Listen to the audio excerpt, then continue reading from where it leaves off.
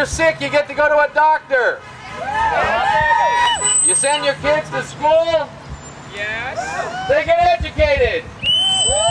And after school, they get to go to a park. You know, the kind that are still open. Or a library. The kind where you can still get in the front door.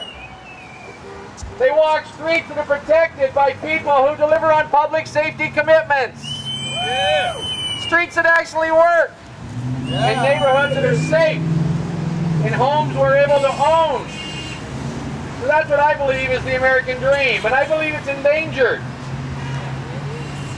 Our city is in a crisis. And our state is in a crisis. And our country's in a crisis. And they would have us believe that it's a budget crisis. And I would contend that it's a crisis of leadership. I would agree. So we have until Friday to send a very clear message to our federal government on what we expect in terms of leadership. Now they would have us believe that we're the villains, because after all we expect jobs and wages and health care and education and the opportunity to live the dream. But I would offer that they're the villains, because they don't know the difference between corporations and people. They would have us believe that the solution is an economic solution, one where we get business friendly. And I would offer to you that the real opportunity is for us to get people friendly, children friendly, librarian friendly, teacher friendly, healthcare worker friendly, police officer friendly, firefighter friendly. There you go. I'm starting to sense some friendly people here today. And I think that when we support the great city mandate, that then becomes business friendly. But it starts with people friendly. So I would offer this. The great city mandate is a commitment to public safety, public works, public health, and public education. The people who deliver those services are our heroes. They're our partners in greatness. And if we're going to move forward as a city and as a state and as a country, we need to reject either-or proposals and look for a win-win solution where we partner with our heroes in greatness. So ladies and gentlemen, my name's Stephen Box and I'm a dreamer. How about you? And I'm here because I believe in the American dream. How about you? So I ask you to join me, not just today, as we walk this sidewalk safely, I might add, as behalf of the senior lead officer who asked me to remind you to walk safely. But I also ask you to walk loudly, not just today, but all this week. And that includes calling everybody you know. You called 5 people and asked them to call 5 people. Pretty soon we'd have some serious calling going on, not just here in Los Angeles, not just here in California, but all the way across the country. And that's what we need to do. We need to call on our leadership to act like leaders and to deliver based on our priorities, the ones that put people first. So thank you for joining me in the American dream.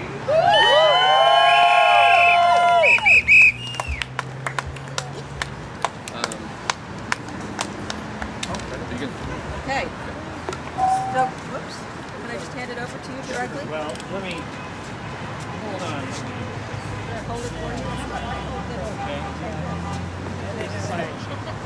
Hi, my name is Don Lewis, and I stand before you, a 30-year, here we'll just go back here. See, this is what a union is. People helping people. We have too many times now where unions are called as the evil ones. As a 30-year member, when I got hurt, when I got destroyed as far as I was concerned, I had the union to save me, to make my fall a bit softer. I have a friend who does the same thing I do. And what does he have? He worked non-union. He got paid a little bit more. he got a chance to get more money on the short time. Now, he has trouble with his feet. He can't walk. I have a pension. It's little, it's small. I have medical. It's little, it's small. He has nothing. He has nothing because he had no union to fight for him.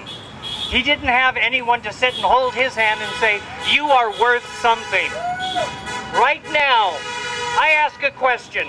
If a corporation is a person, how come I don't see them at church? How come we have corporations that are asking for money and not giving back? The corporations are now becoming our new gods. And they are asking us to treat them as if they are a religion, and they are not a religion. It is us that make a religion. It is us that move ahead. And we need more unions. We don't need less. For all of you who have a union, raise your hand. 30 years! And I tell you, all of those who are a union, tell me how many of you have your union rep that you're kind of pissed off at him? Hey, I do. But you know what? I have someone to fight for me, and I can change someone, my union rep. If they take away my chance to talk, if they take away my chance to get together and to bargain, I have nothing. And I stand alone. Instead, I stand with you. Whether you're in a union or not, you are part of not a machine. You are part of something I like to call a gestalt. You know the difference between a gestalt and a machine? One is people working together to create a whole, something wonderful that will grow. A machine is something we just put one layer on top of the other and we make it move. We now have immortals that control our lives. I don't like an immortal that can live longer than I can. I don't like an immortal that doesn't care about the parts of his body. And I ask you, what are corporations against? What are corporations except unthinking, uncaring immortals? And how many of them are going to help you? None. None. And if you look at yourselves, and you look at me, and you look and see what we can do. Everything starts with one person. Each of you is one person. All of you together are more than that one person, and it is the only way we can fight the evil that has happened. We had a Congress, we had a judge, we had the Supreme Court make a corporation able to put as much money into campaigns as they want. I can't do that. I don't have the money. Guess what, folks? It's a publicity game. That's what we're fighting. We're fighting Fox News. We're fighting liars from the right. We're fighting people who make stupidity the thing that they fight for. Are you ready to let stupidity rule you? No! Then we have to fight not just the government. We have to fight every person who believes in stupidity. We have to explain what is wrong, what is right. We have to be willing to talk to every person next to us in our neighborhood and not let just this country become what it is because of what the corporations want. We are the ones who need to make the decision. We cannot let them take away our decision, and whether you realize it or not, look behind you. You have a wall behind you. The wall is from the corporations, and you are against it. And you must stop at that wall. You have to stop what is being done to us. Unions are valuable. They make the middle class. Everyone here, you know what you are? You're a middleman. And it is us, the middlemen, who keep the top up and we keep the bottom safe. The top doesn't care about the bottom. We're the only ones who care about the whole thing. So we're the ones that are responsible. My name is Don Lewis. I take responsibility for my part in the government. I take responsibility for being part of every single person here. And I thank you more than I can ever say for being here, because together, all of us are so much more than the individual, and it is the only way we can create something that will last longer than us and will last long enough for our children. I thank you all for being here.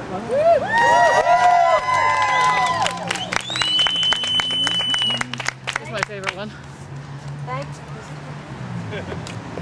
Hello? It may be just my voice.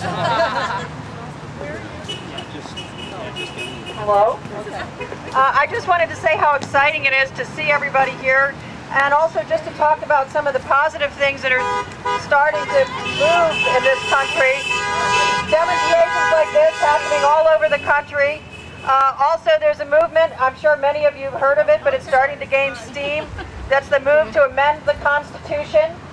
For those who don't know about it, in the late 1800s, corporations used the 14th Amendment to have themselves declared persons under the law, which is why they have been able to usurp so many of the rights that belong to us, living citizens, the people's rights. Well, there's a movement now starting to form to amend the Constitution. It's a big fight on par with abolition, with women's suffrage, but to amend the Constitution to insert one very important word into the 14th Amendment, and that is that these rights are assured not just for persons that now are considered, corporations consider themselves, but living persons. That means only us get the rights of free speech, due process, etc., etc. So I also want to let everybody know that's a movement that's starting to form and to think about joining that as well. To amend the Constitution, to get the corporate money out of politics, and to retake our democracy for we the people. Thanks everybody for coming. If anybody else wants to speak, it's right here, the mic, it's open. I have one thing that I would like to ask you. Aren't you tired of hearing the corporations say that the wealthy pay all the taxes? Well, you know why? Because they have all the money! Stop bitching! If you share it... We don't pay the taxes. That's the trouble, because the corporations control the government. We have one of the lowest effective tax rates of any of the developed countries, and that's why we're broke. And we have 2 wars that were fought on the backs of Social Security, money that was taken from our Social Security, which, by the way, is not an entitlement, which is a fund that all of us working people paid into. That's our money, and now they're trying to tell us that it's broke. It's broke because they stole our money to fund their wars. So there's a lot of lies going on that we need to stand up and challenge, because we can see that what happens when we just watch TV is that they gain all the power, and pretty soon, we're just slaves in the system. We're just back to being wage slaves, cogs in the wheel. So I think that they pushed too far maybe this time. I hope they have. And I hope finally that the great sleeping mass of working people in this country are going to wake up and going to fight back. And I think this is the beginning of that. And it's a really exciting moment to be alive. I'll just say one thing. I think all of us should call our local news stations and say, start acting like news stations. We're tired of Charlie Sheen. Let's stations. There's also a law in Canada, I don't know if you read this, but Fox News cannot be broadcast through the Canadian broadcast system because they have a law. They have a law that says that news broadcasters have to tell the truth. So that means Fox is disqualified. Well, we used to have a law like that here too, and somewhere along the line, when we weren't watching, I guess, it ended up disappearing. Well, I think it's about time we bring back a law like that that says that if someone is considered a news outlet and they have the rights to broadcast on our federal airwaves, then they need to be held to a standard called truth. So that's another way. There's a lot of ways we can fight back. Thanks. Keep marching.